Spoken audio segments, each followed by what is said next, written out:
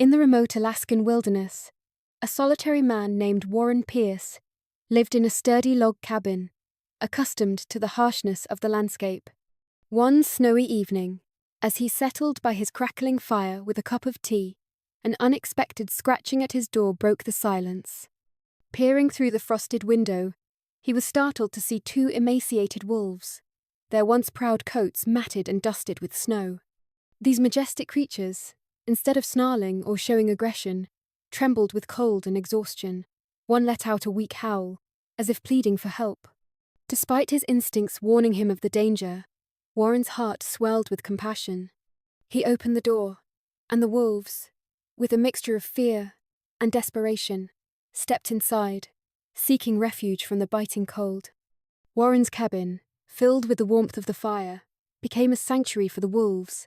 They explored cautiously, their eyes reflecting a mix of curiosity and relief. Warren, understanding their dire condition, offered them food, which they devoured hungrily. As they rested, he marveled at their quiet dignity and the raw beauty of their wildness. The night passed in an uneasy yet profound companionship. Warren tended the fire, while the wolves dozed fitfully, occasionally lifting their heads at the sound of the wind. He felt a growing bond with them, a connection forged through mutual survival. The next morning, Warren noticed the larger wolf was missing. Panic surged through him until he heard a low growl from the corner. There, the wolf stood protectively over its injured companion. Warren's relief was short-lived, however, as he spotted a figure lurking outside. It was Kara, a wildlife researcher, who had been tracking the wolves.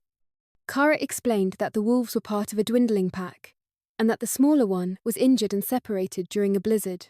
She needed to take them to a wildlife center for treatment.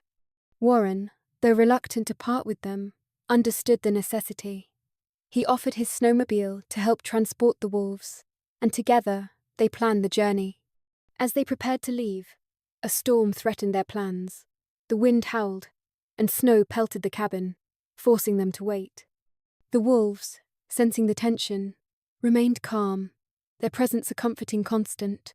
During the night, Warren and Kara took turns watching over them, ensuring they were safe and warm. By morning, the storm had passed, leaving the landscape draped in a serene blanket of snow. They set out, the wolves secured in a makeshift sled behind the snowmobile. The journey was arduous, the cold biting, but Warren's resolve never wavered. As they neared the rendezvous point, another wolf appeared, limping and weak. Warren's heart ached at the sight. He knew he had to help, so he ventured out on his snowmobile, guided by tracks and instinct. He found the wolf, exhausted and near collapse, and with Dan's help, brought it back to the shelter. The reunion of the three wolves was a poignant moment. They sniffed and nuzzled, their bond evident in the way they communicated without words. Kara assured Warren that the wolves would be taken to the center for care, and eventually released back into the wild.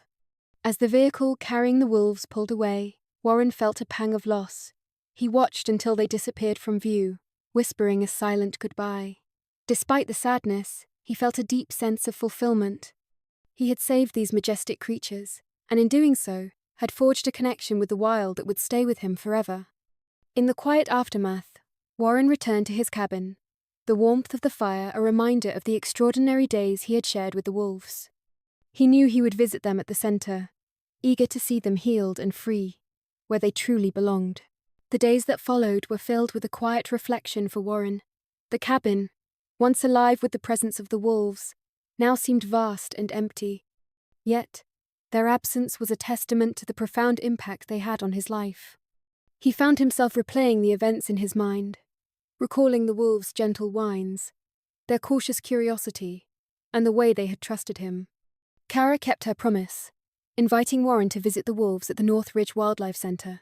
The center, nestled in a valley surrounded by towering pines, was a haven for injured and orphaned wildlife. As Warren approached the enclosure where the wolves were being cared for, his heart raced with anticipation. The wolves, now named Shadow, Karma, and the newcomer, whom Kara had affectionately dubbed Luna, were in a spacious, fenced area. The enclosure was designed to mimic their natural habitat, with trees, rocks, and a small stream running through it. Warren watched from a distance, not wanting to disturb them as they acclimated to their new surroundings. Shadow, the larger wolf, was the first to notice him. He approached the fence, his amber eyes meeting Warren's with a calm intelligence. Karma, the smaller wolf, limped over, her bandaged leg a reminder of the ordeal she had endured. Luna, the last to join the group, stayed close to her siblings, her eyes wary but no longer filled with the desperation Warren had seen before. Warren felt a surge of relief and joy at the sight of them. They looked healthier, their coats glossy and their movements more fluid. Kara joined him, her face alight with the same sense of fulfillment. "They're doing well," she said, her voice filled with pride. "The smaller one's leg is healing nicely, and Luna is gaining strength every day." Warren nodded, unable to tear his gaze away from the wolves. "I can't thank you enough for what you've done," he said, his voice thick with emotion. Kara smiled, placing a hand on his shoulder. "You played a crucial role in their recovery, Warren. Without your help, they might not have survived." As the days turned into weeks, Warren visited the center regularly. He watched as the wolves grew stronger, their playful antics and social interactions a joy to behold. Shadow, the natural leader, often took charge, while Karma and Luna followed, their bond as siblings evident in their every move.